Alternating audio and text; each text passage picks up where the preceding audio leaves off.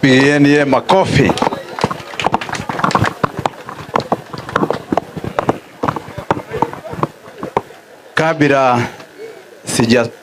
Kabla sijasema mambo mengi, kwanza nataka mshukuru huyu kiongozi wenyu wa hapa, sababu kama si yeye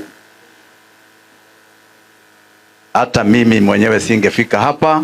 Ningetumana 20,000 nitoe mbuzi yangu moja, lakini vile nilisikia ni kwa Mheshimiwa Aburi tunakuja, na tulikuwa tumeongea na yeye jana, na alikuwa anasema anaenda Mombasa.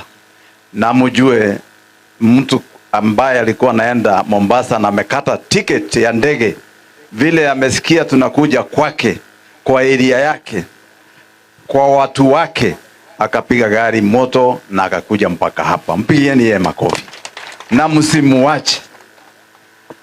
Ya pili, mimi nasimama hapa, mimi ni mjumbe maalum, na nikiwa mjumbe maalum nakaa upande wa Uasin Gishu, na mimi ni jamii ya Wakikuyu.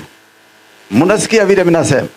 Mimi ni jamii ya, na mimi ni mjumbe kutoka wapi? Hiyo ni kusema nini? Na mimi nimepewa kiti na Mheshimiwa Rais wakiwa pamoja na Mheshimiwa Oscar. Mimi nilisaliwa upande wa Rift Valley. Kwa hivyo mimi najua shida ya ukabila ni kusema nini. Kitu ya muhimu,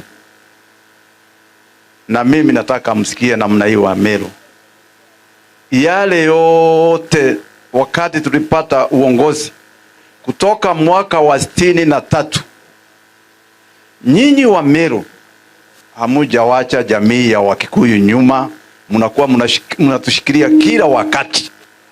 Na wacheni niambie nyinyi, ile deni haijawahi kulipwa ni ile ya uchawi. Kwa Kikuyu tunasemaga dhiri utari huonoa. Sasa nyinyi mumelipwa na Mwenyezi Mungu, sababu ile kazi mumefanyia sisi jamii ya Wakikuyu. Mimi mtu ya Kiambu, baba yangu alikuwa anatoka Kiambu na kaka yangu alikuwa ametoka Kiambu, na hakuna wakati au siku au mwaka ambaye jamii ya Meru wamewachana na jamii ya Wakikuyu. Kwa hivyo mimi naomba nyinyi kwa unyenyekevu mshike mkono huyu kijana wenyu, msiwe watu ya kupewa mambo ambaye haifai. Na wacheni niambie nyinyi, naibu wa rais ambaye sasa si naibu wa rais alikuwa rafiki yangu sana, hata sasa ni rafiki yangu. Lakini baba au mama wakikosana na mama, nani naumia?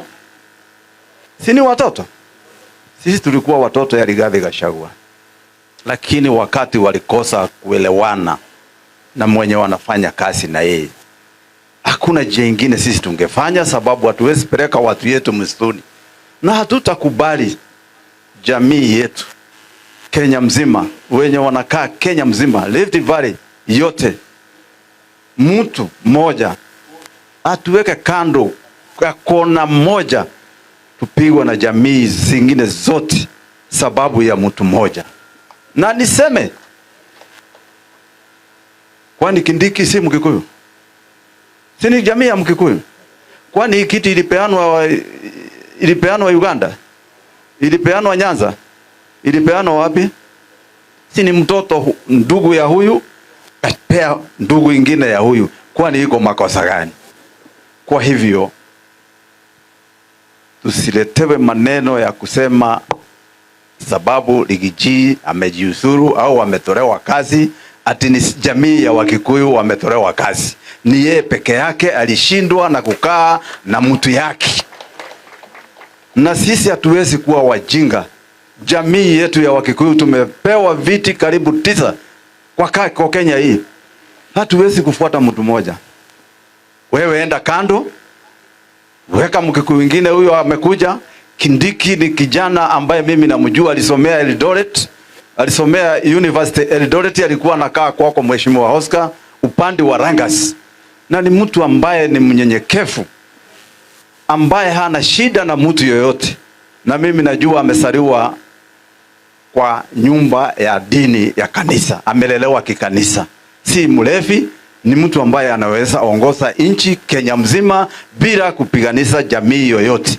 Kwa hivyo mimi nasema, namuomba nyinyi jamii, tuunge Kindiki mkono ndio apeleke hii nchi yetu mbele.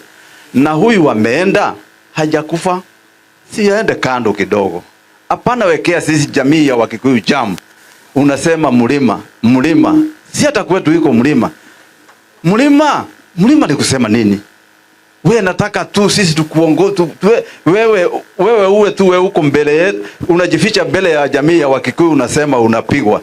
Wewe ndio unapigwa, unashindwa na kukaa na mwenye kiongozi ambaye anaongoza nchi, si jamii ya Wakikuyu wote. Kaa kando, na tumepewa kijana yetu naye afanye kazi, tuone vile atafanya. Na tutarudi nyuma. Na hiyo mimi nasema bila kuwa na personal interest ya mtu. Mimi sina shida na mtu yote. Lakini nikiangalia sasa wakati huu tuko saa hii tuko na shida. Tulikuwa na shida ya Gen Z, tulikuwa na maneno ya finance bill. Huyu mtu alienda kando ya hiyo maneno. Yeye ndio alikuwa amejificha kwa finance bill. Hakusaidia kiongozi wake. Tukiwa kampuni na wewe, tuseme tutaongeza kodi ndio tuweze kulipa wananchi pesa, ndio tuweze kutengeneza barabara. Na tumekubaliana. Alafu baadaye unaenda kando unasema hapana. Sasa tutaendesha nchi namna gani hata kama ni kwako nyumbani? Sina personal na DP Gachagua, lakini vile mambo yamekuja, kaa kando, tumeweka Kikuyu mwingine aendeze serikali. William Ruto ametupea kiti, hakupea Wajaruo, hakupeana Western, hakupeana pahali nyingine. Si mtoto yetu.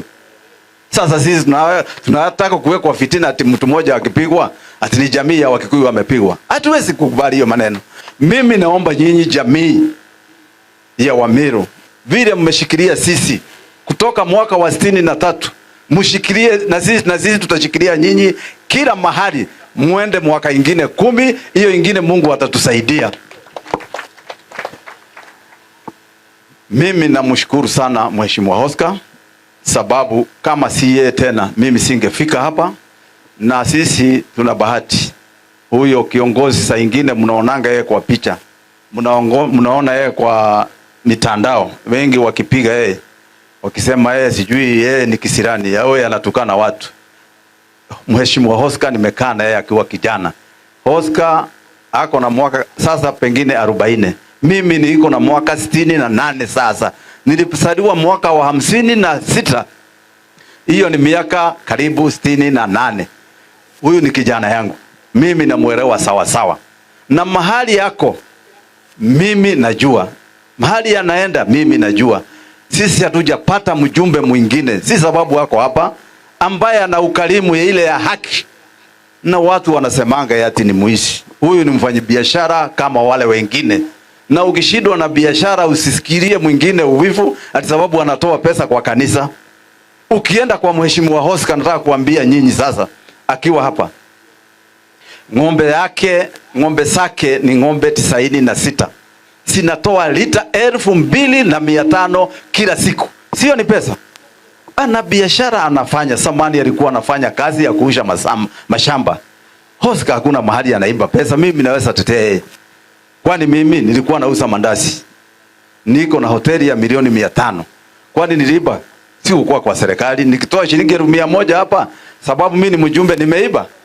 Kwa hivyo huyu kiongozi huyu, wacha niambie, biashara zake zinaweza kuleta hata 1,500 kwa mwezi. Na unajua kuna wengine wanaweza pata hata 1,000,000 au 1,10,000. Lakini hawa si wakarimu. Ile kitu inafanya Mheshimiwa Oscar ajulikane kila mahali sababu yeye ni mkarimu. Na ukikuja hiyo ngumi yako, wacheni niambie nyinyi wa Meru, mandugu zetu, madada zetu, wa mama wetu, ukikunja hiyo ngumi yako, iko kitu inaweza ingia. Lakini ukitoa hiyo ngumi yako ufanye namna hii, upatie mwenzako, usaidie maskini, si Mungu ataona mahali ya kuweka sababu hiyo mkono iko wazi. Hiyo ndio mtu anaitwa Mheshimiwa Oscar. Kama hamjui, si tetei yeye sababu hakuna kitu mimi nataka kwake, lakini yeye ni mkarimu. Yeye ni mcha Mungu.